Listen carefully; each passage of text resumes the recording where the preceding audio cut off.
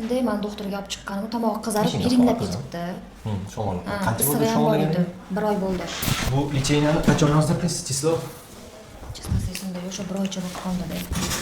1 oycha bo'ldi. Xo'p, bugun 28 ekan. Oldingi oy martda 28-sida yozilgansiz, taxminiy. 28/03/2026. To'g'rimi? Mana shu yiringladi, poliklinikaga olib chiqdingiz, sizga Merkasin yozib berdi.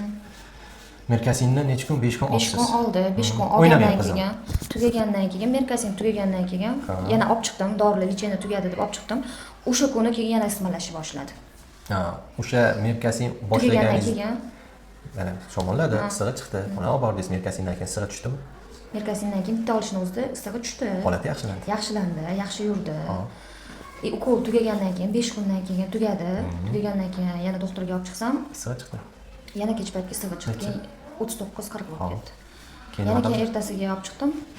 O'shani boshqa antibiotik yozib berdilar. boshqa antibiotik yozib berdilar. Septraksionmidi, nima edi? Sulbaktan. Ha, septraksion sulbaktan yozib berdilar. Uni ham 5 kun oldingiz. Uni ham oldi. Uni tugatgandan keyin o'sha bo'ynida limfa ishib ketdi. Ha, tugatgandan keyin ungacha limfa ishmagan. Ha, ungacha ishmagan. O'zini tez-tez shamollashi holati qanaqa? Tez-tez shamollaydi. Muzdek ichmasa ham, o'zi muzdek narsa bermayman.